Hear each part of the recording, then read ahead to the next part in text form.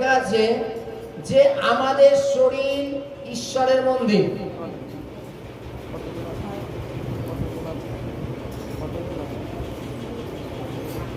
খাদ্য উদরের নিমিত্ত এবং উদ্ধার খাদ্য নিমিত্ত, কিন্তু উভয় লোভ করিবেন, দেহ ব্যভিচারের নিমিত্ত নয়, কিন্তু প্রভুর নিমিত্তে এবং প্রভু দেহর নিমিত্তে। আর ঈশ্বর আপন পরাক্রম দ্বারা প্রভুকে উঠাইয়াছেন। হালেলুয়া। আর 19-এ চলে যাই, একটু নিচে চলে যাই। অথবা তোমরা কি জানো না যে তোমাদের দেহ পবিত্র আত্মার মন্দির, যিনি তোমাদের অন্তরে থাকেন, যাহাকে তোমরা ঈশ্বর হইতে প্রাপ্ত হইয়াছ, আর তোমরা নিজের নও, কিন্তু মূল্য দ্বারা কৃত হইয়াছ। অতএব তোমাদের দেহ ঈশ্বরের গৌরব করো। হালেলুয়া। আর আমাদের দেহ ঈশ্বরের গৌরব না করে যদি আমরা সিরিয়ালের গৌরব করি তাহলে কি হবে?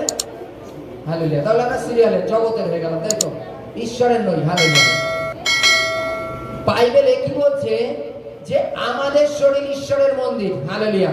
প্রথম করিন্থীয় 6:13 আর 19। হালেলুয়া। বলছে আমাদের শরীর ঈশ্বরের মন্দির, আর যে কেউ এটাকে নষ্ট করে, ঈশ্বর কি করে? তাকে নষ্ট করে। আমরা আমাদের শরীর শুধু মানে নেশার জিনিস সেবন করে, মানে খেয়ে দেই যে আমরা শরীরকে নষ্ট করি, তা না। হালেলুয়া। অবশ্যই আমরা যেভাবে চলি না কেন, বাক্য যেন অবশ্যই আমরা মেনে চলি। আমরা বাক্যের দিকে যেন দেখি, জগতে চলতে চলতে আমরা যেন প্রতিনিয়ত বাক্যের দিকে ফলো করি, যে বাক্য আমাদের কি শিক্ষা দিচ্ছে। হালেলুয়া। এটা আমাদের বিশেষ করে প্রয়োজন। হয়তো যেমন উদাহরণ, খানিকক্ষণ আগে শঙ্করের বিষয়ে যে হচ্ছিল কথাটা, যে কথাটা কিভাবে আসে। হালেলুয়া। কারণ বাইবেলে লেখা আছে কি জানো, যে শয়তান, হালেলুয়া, শয়তান স্বর্গদূতের রূপ ধারণ করতে পারে, আর শয়তান ঈশ্বরের বাক্য সম্বন্ধে সব জানে। গত সপ্তাহে বলছিলাম যে শয়তান অধুরা বাক্য বলে, আর অধুরা বাক্য তোমার জানা প্রয়োজন। হালেলুয়া। অধুরা বাক্য শয়তান বলে, আর অধুরা বাক্য তোমার জানা প্রয়োজন। যিশু খ্রিস্টকে পরীক্ষা করেছিল যে মনুষ্য কেবল রুটিতে বাঁচিবে না, তুমি যদি ঈশ্বর পুত্র হও তাহলে পাত্রটাকে রুটি বলে খেয়ে নাও, রুটি করে। কিন্তু যিশু খ্রিস্ট কি বলছিল? মনুষ্য কেবল রুটিতে বাঁচিবে না, ঈশ্বর মুখের কথা বাক্যে বাঁচিবে। হালেলুয়া।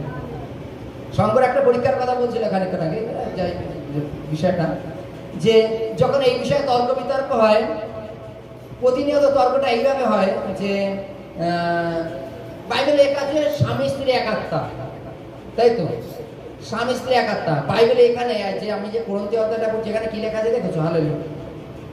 14 থেকে আমরা যদি দেখি, হালেলুয়া, এই 6:14, এখানে কি লেখা আছে? আর ঈশ্বর আপন পরাক্রমের দ্বারা প্রভুকে উঠাইয়াছেন, আমাদিগকে উঠাইবেন। তোমরা কি জানো না যে তোমাদের দেহ খ্রিস্টের অঙ্গ? তবে আমি কি খ্রিস্টের অঙ্গ লইয়া বেশ্যা আর অঙ্গ করিব? তাহা দূরে থাকুক। অথবা তোমরা কি জানো না যে ব্যক্তি বেশ্যার সাথে সংযুক্ত হয়, সে তার সহিত এক দেহ হয়? কারণ তিনি বলেন, সেই দুইজন এক অঙ্গ হইবে। হালেলুয়া। বাইবেলে স্বামী স্ত্রীকে উদাহরণ দিয়েছে।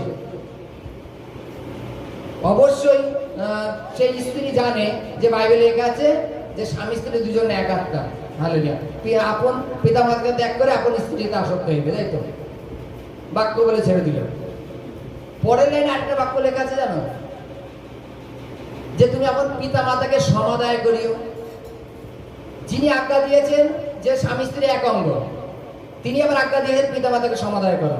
তুমি স্বামী স্ত্রীর এক অঙ্গ পালন করছো, পিতা মাতাকে সমাদায় করছো না, তাহলে এই স্বামী স্ত্রী এক অঙ্গ পালন করা বৃথা। হালেলুয়া।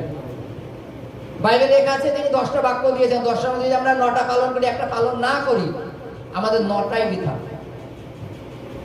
হালেলুয়া। যিনি আজ্ঞা দিয়েছেন ব্যভিচার করিও না, তিনি তো আবার আজ্ঞা দিয়েছেন নরহত্যা করিও না। তাহলে তুমি কার আজ্ঞা উল্লঙ্ঘন করছো? তুমি নরহত্যা করছো না, অথচ ব্যভিচার করছো, তাহলে কার আজ্ঞা উল্লঙ্ঘন করছো? ঈশ্বরেরই। ফলে আমাদের প্রত্যেকটা আজ্ঞা মেনে চলা উচিত। হালেলুয়া। আমি যদি মনে করি না আমি 10টার মধ্যে 9টা পালন করে আমি স্বর্গে চলে যেতে পারবো, কখনো সম্ভব না। আজ্ঞা 10টায় পালন করতে হবে। হালেলুয়া। আর আরেকটা বিষয়, যে বিদেশে মানুষ মরে গেলে এক একটা দেশে এক এক রকম সিস্টেম আছে। কোনো দেশে পাখিদের খাইয়ে দেয়, কোন দেশে সেই মরা মানুষকে মাংস হিসাবে কেটে রান্না বান্না করে খাওয়া হয়। জানো তো নাকি? হালেলুয়া। হালেলুয়া। কেন জানো?